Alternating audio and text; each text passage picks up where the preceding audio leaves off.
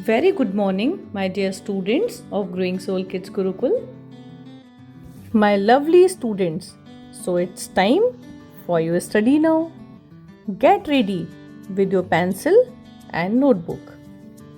कक्षा 5 विषय हिंदी पाठ 1 मातृभूमि। आज हम विस्तार से इस पाठ के बारे में पढ़ेंगे। नमस्कार, प्रणाम, सादर अभिनंदन। कैसे हैं आप सभी? आप सब स्वस्थ रहिए, खुश रहिए। आपके द्वारा जो हमें वर्कशीट भेजी गई है वो हमें सब मिल चुकी हैं। आप सभी ने अपना कार्य बहुत अच्छे से किया है और सभी बच्चों को बहुत सारी शुभकामनाएं।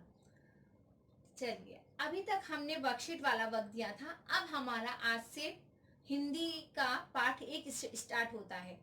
पाठ 1 हिंदी। हिंदी का पाठ 1 मातृभूमि। मातृभूमि। ऊपर जिसका अंत नहीं उसे आसमां कहते हैं, जहां में जिसका अंत नहीं उसे माँ कहते हैं। ऐसी ये हुई हमारी माँ, हमें जन्म देने वाली माँ।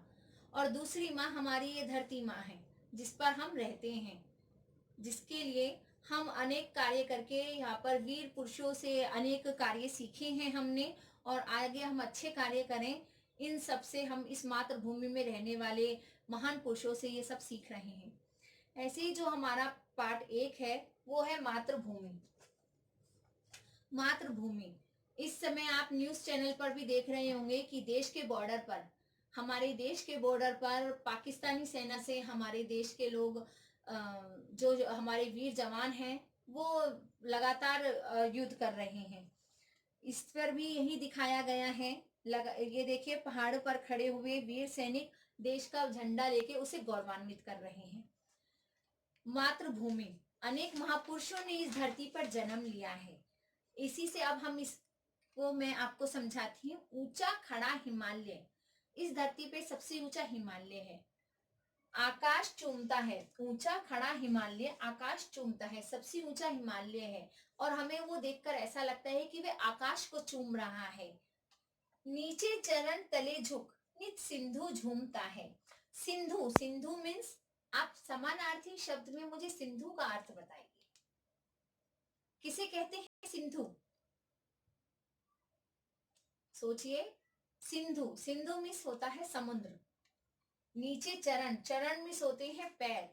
नीचे झुककर जो समुद्र की लहरें हैं, हम उसको झूमते हुए देख रही है। जब समुद्र तेजी से उछाल लेता है तो उसकी लहरें जो झूमती हैं वो वाकई देखने लायक हैं।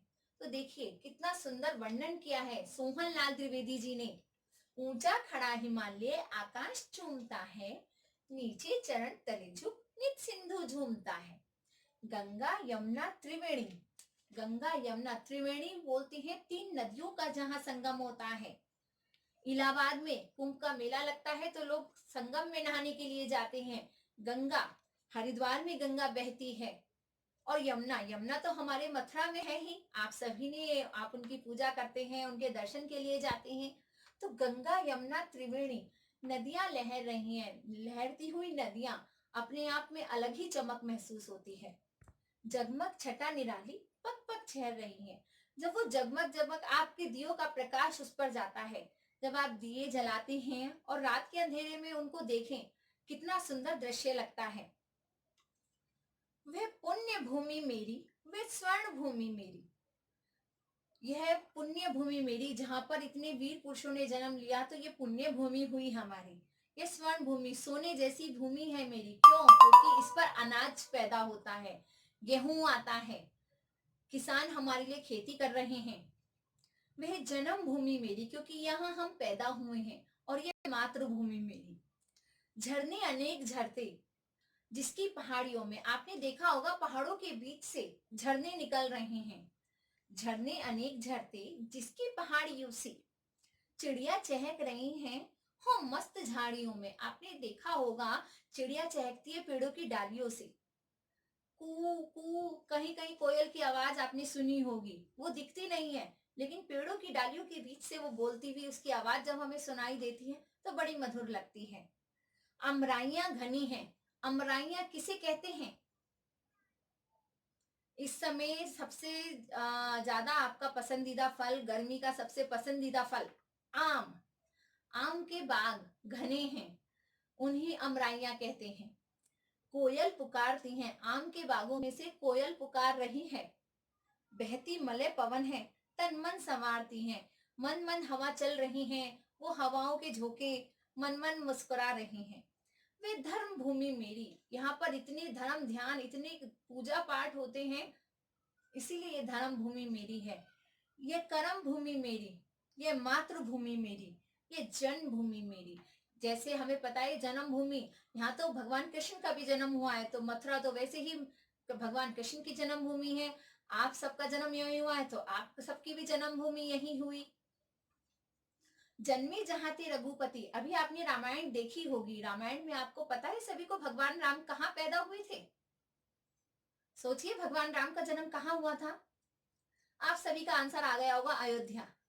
क्योंकि सभी ने रामायण देखी है तो सबको मालूम है भगवान राम अयोध्या में पैदा हुए थे। जन्मी जहां थी सीता, माता सीता ने भी इसी देश की जन्मभूमि पर जन्म लिया है। श्री कृष्ण ने सुनाई वंशी पुनीत गीता, भगवान श्री कृष्ण बंसी बजाते हुए मथुरा, वृंदावन, गोकुल बरसाने सारे में नाम है। बंसी बजाते हुए इधर उधर घूमते थे और उन्होंने कुरुक्षेत्र में अर्जुन को उपदेश भी दिया है। गौतम ने जन्म लेकर जिसका सुयश बढ़ाया, गौतम ने जन्म लेकर जिसका सुयश बढ़ाया, जग को दया सिखाई, जग को दया दिखाया। जग वह युद्ध भूमि मेरी, वह बुद्ध भूमि मेरी। यहाँ भगवान गौतम ने जन्म लिया, भगवान महावीर ने जन्म लिया। वह मातृभूमि मेरी और वह जन्म भूमि मेरी। अनेक युद्ध हुए इस भूमि पर, लेकिन फिर भी यह मातृभूमि में से कभी भी इस मातृभूमि से धर्म का प्रचार कम नहीं हुआ। बच्चों, सोहन लाल द्विवेदी जी ने इसको इतने अच्छे से इस रचित किया है कि हमें इसके एक एक शब्द में, एक एक वर्ड में, एक एक शब्द आप जब ध्यान से पढ़ेंगे तो आपको सबका अर्थ समझ में आ ही जाएगा। आप इन 8 लाइनों को यहाँ अपनी कॉपी में लिखिएगा। मैंने सिर्फ 8 लाइन ही लिखी हैं।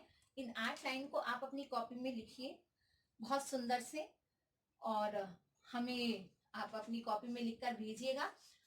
केवल 8 लाइन आपको लिखनी है। अब मैं अपनी वाणी को यहीं विराम देती हूँ।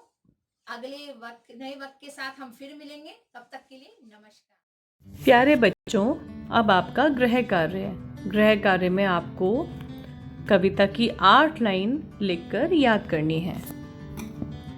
Okay dear students, bye bye, take care, God bless you.